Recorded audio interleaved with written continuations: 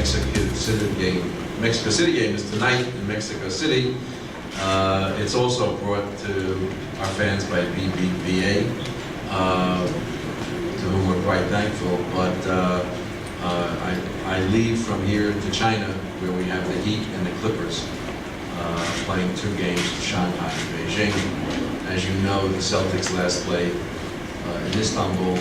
Last night, the Mavs played in Berlin, and on Tuesday, the Mavs will play FC Barcelona in Barcelona. I very much want to thank our friends at the EuroLeague, Rosa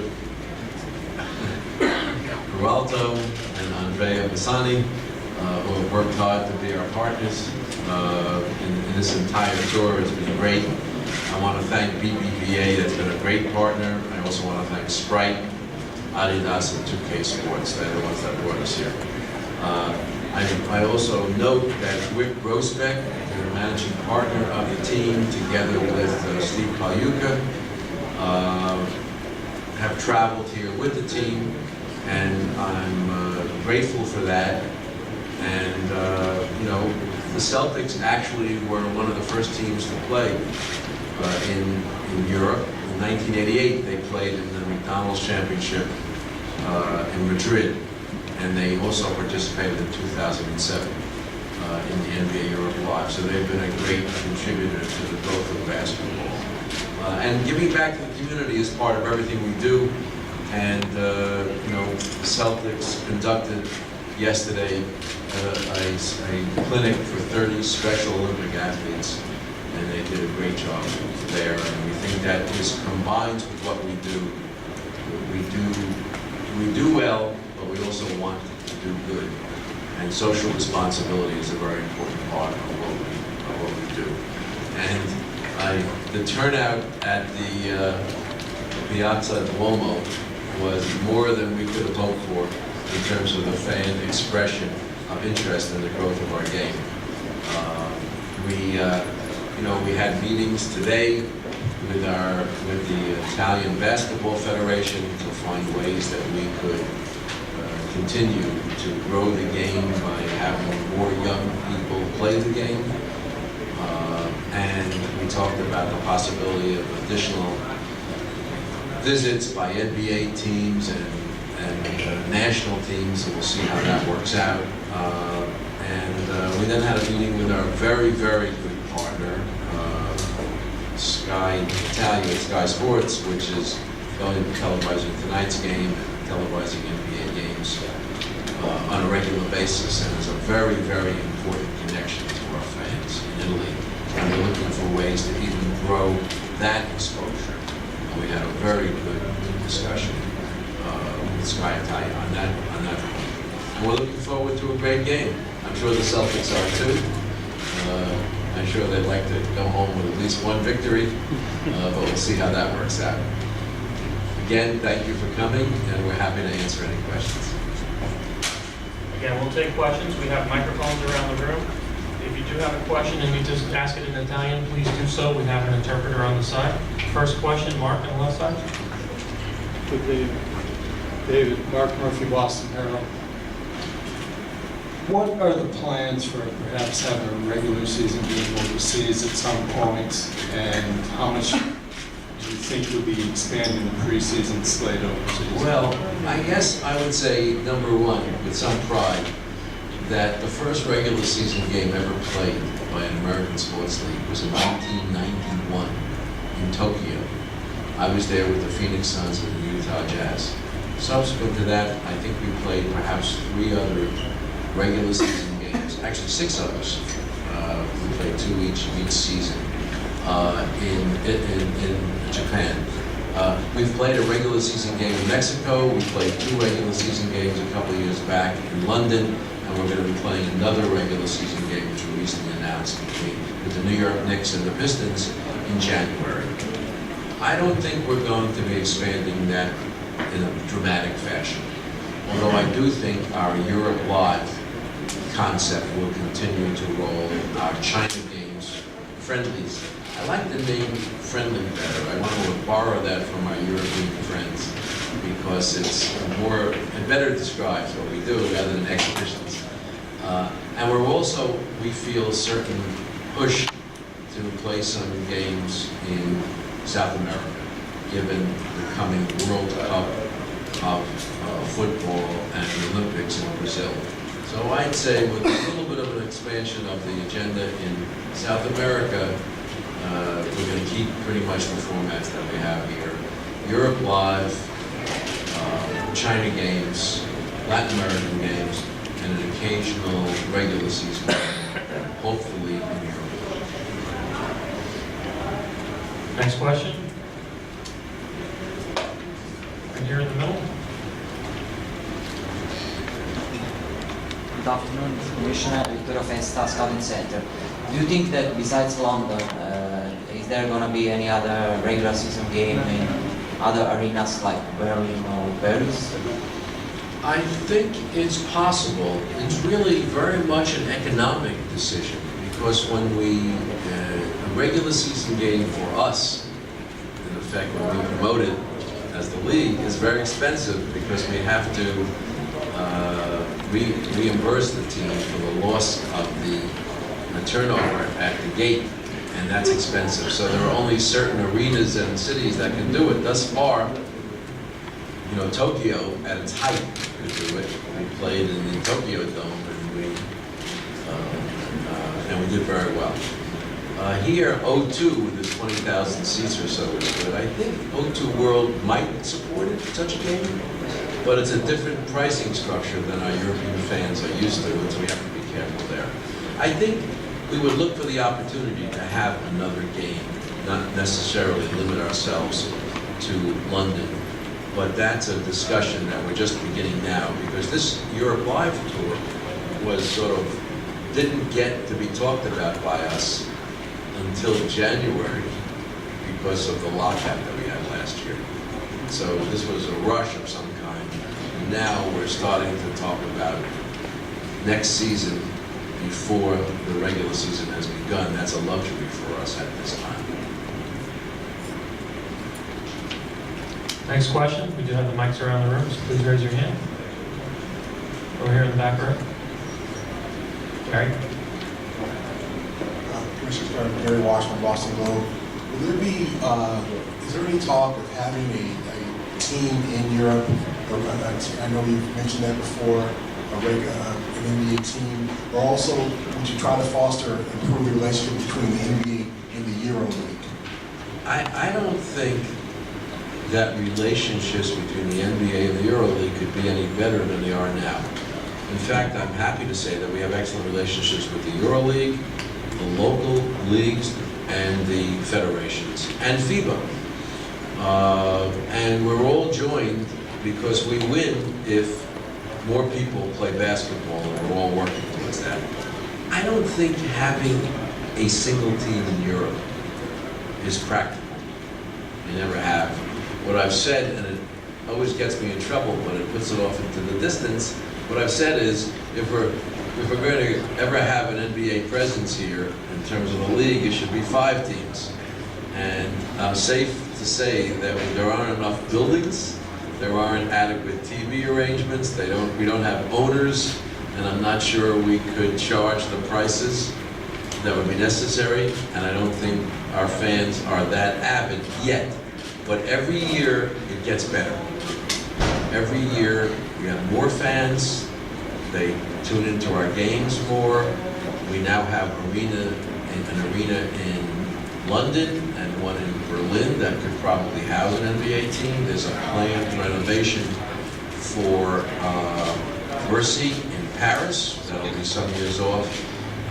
In one of my recent visits here, there was a discussion about both an arena in Rome that construction ceased upon, and the possibility that there would be a new arena in Milano in connection with the World Expo, but that's not happening either. So right now it's the same 2 buildings with the prospect of construction in France that will start in 2014. So realistically, there's no short-term way that we could, I think, profitably consider that. So The mode for us is to work with the federations, work with FIBA, work with the leagues, and work with the Euro League, which we're doing right now. Next question on the left. David, considering that they're playing hybrid rules in these games, how much would you like to see the FIBA style and the NBA style sort of come together more? I would, but it's not going to happen. At least not on my watch and any watch that I can foresee. Our league is not crazy about the FIBA basket interference rule, which is no rule, which once it hits the rim, it's in play. I happen to like it, but our league's about evenly split on its utilization. I think it would be a really good rule for the referees because of all the calls we make, the one with the lowest correct percentage is whether or not the ball was within the cylinder. And FIBA doesn't have to worry about that. If it hit the rim, it's in play. I don't see anytime soon our teams being comfortable with allowing the zone. Although, even though 30 of them play the zone anyway, but I'm not looking. I don't notice. But we still have a 2.9 defensive zone,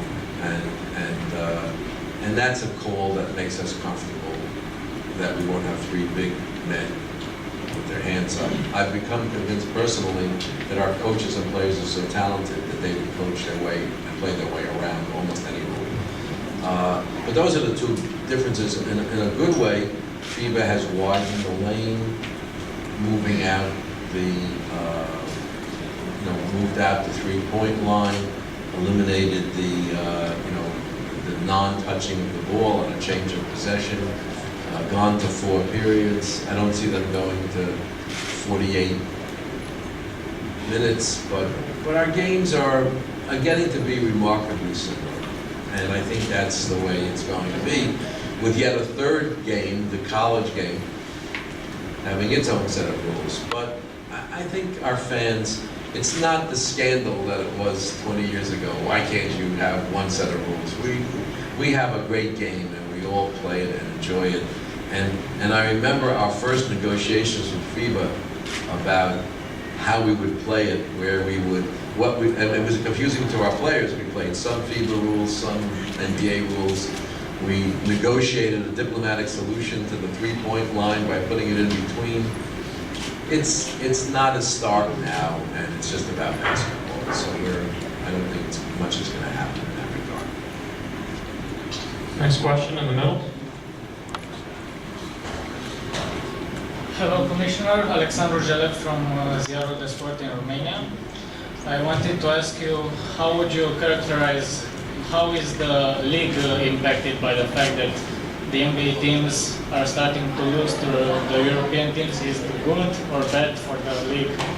I have to be careful for my American audience how I answer that question. But in 1992, when the Dream Team went to Barcelona, our media said, "This is crazy. Our players are the best. They will always be the best. We're wasting our time." And I said, hey, if we play against FIBA, which invited us into the Olympics, saying that we should come because it will make their players better, their players will get better. And our media scoffed and said it can't happen. Well, I was right. The quality of competition around the world has improved dramatically. And the natural result of a team like the Celtics that's playing its first game and appropriately not playing its first team fully, if they don't play their best game, they're very likely to lose. And because all of the European teams have players that are well experienced in our game, they're well coached, and it's fun to watch. I must say that in Alba Berlin, last night in Berlin, with the Alba Berlin team, I leaned over to the owner of the automobile team and said, if you win tonight, because the game was very close down to the end, it will not be because the Mavs didn't want to win, because they had in Dirk Nowitzki and Chris Kaman and Sean Marion and the starting backcourt. They were ready to go. It's because your team is very good. And it was finally decided by Dirk hitting 2 important free throws in the last minute. And that's good. That's good for our game. It's terrific. So we're 1-1. Last year, I'm getting used to it. Last year I was in Barcelona when the year before last, they beat the Lakers. I've been all over in losses, mostly wins, but I was in Madrid when the Raptors lost to Madrid, and in 1988 I was in Moscow when the Atlanta Hawks lost to the Soviet national team. So I'm experienced at losing, but it's not any more fun than it was. But it's the reality of the game. There has been enormous improvement in the quality of basketball around the world. And in the London Olympics, on 11 of the 12 teams, we had 59 current or former NBA players. And that just speaks to the quality of the international competition. The quality being that international players make our game better by playing in the NBA, and then they return to play for the national teams. But increasingly, there are a number of players who we're seeing some of them in these games who our teams would like, but they would, they're not coming unless they get paid and know exactly what they want to pay and be paid, and they would rather play in Europe. And that's okay, because there are so many basketball players in the world. The level of the game is getting to be so much better that it's a joy if your idea is to grow the game, and it is our idea. Next question, on the left side. Yes, Gábor Zsibera from Hungary Starting 5-HU. Is there a possibility or intention of bringing back some kind of tournament in Europe Live? It's, I don't know the answer to that. We've tried everything. We've been to tournaments. We've brought in country champions, continental champions. We think that commercially, what the fans want to see is the home team against the visiting NBA team. And our NBA teams have been very generous in deciding that they would like to travel. So on this tour, entirely by the sort of accident of the calendar on the tours that we have New Orleans and Orlando, in Mexico, we have the Clippers in Miami, in China, and we have the Celtics here in Milánó, Mavs, in Barcelona, and Berlin. So we're getting a representative sampling of our team, of our league from top to bottom.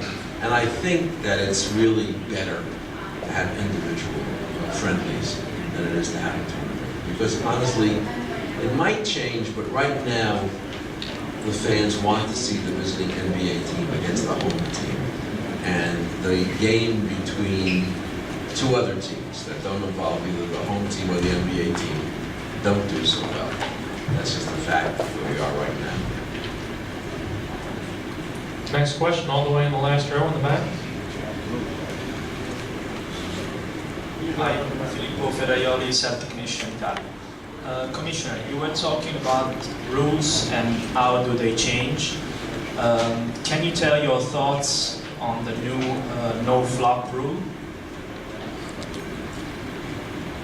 Well, in my view, flopping is designed to do, I would say 3 things. It's designed to cause the referee to call a foul when there wasn't a foul. And that's not a good thing. If the referee doesn't call a foul when there's a flop, it's designed to make the fans think that the referee made a mistake and is not a good referee. And generally, it is designed to cause the game to be decided not on its merits as basketball, but on its merits as acting. And since I happen to think that basketball players are the greatest athletes in the world, I think they should play basketball rather than act. And I think we will eventually find a way to remove flopping from our game.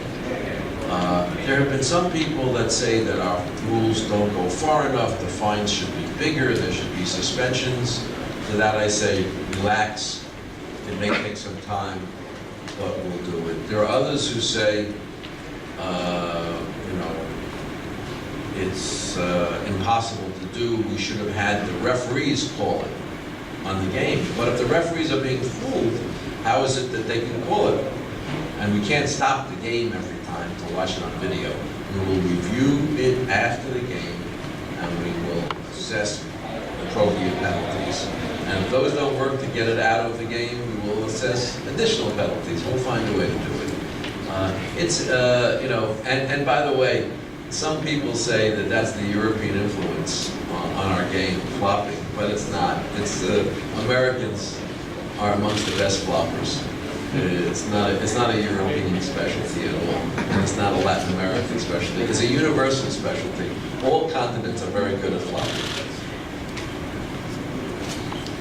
Any other questions? Right here in the middle.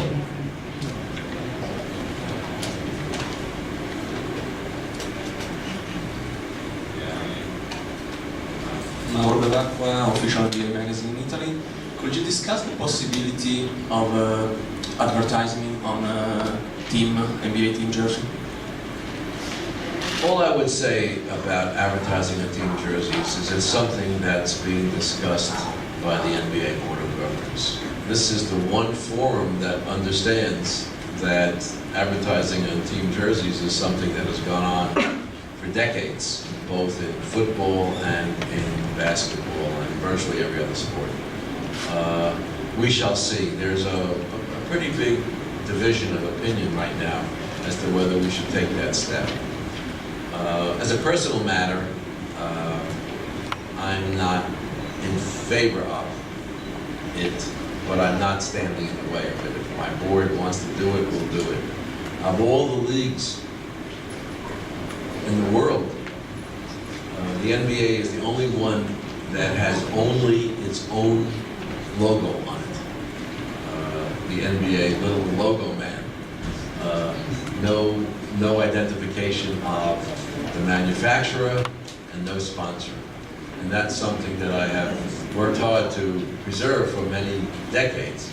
But I understand that the time may have come to consider it, so we're going to let the Board of Governors decide what to do. Gary, next question right here on the side. Do you have one? Commissioner, in ways like the MLS, would you like for European teams to travel to the United States and play preseason games against NBA teams, or would you ever mandate every NBA team play one European team? Would you like? Actually, as we speak, FC Barcelona and Siena are in the United States playing Memphis, Cleveland, Toronto, and San Antonio. I have my, who else?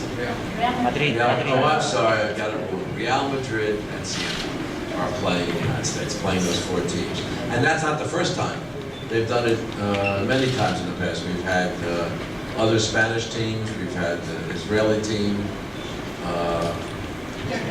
Turkish teams, Russian teams, Greek teams. I mean, this is a very ecumenical sport, and we think it's great. And we think our fans get to know them. I didn't come in with that list. I didn't think that question would be asked, but we expect that will continue to happen.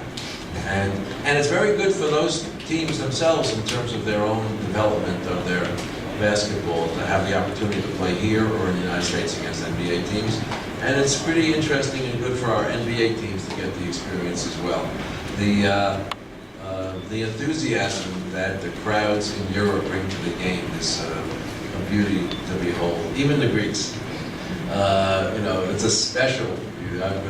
Except I don't like to do the translations because some of the words that they're singing are not that wonderful. But other than that, I think the enthusiasm and the singing and the waving of flags of European teams is something that I've always gone home and said that's the best way to see a basketball game.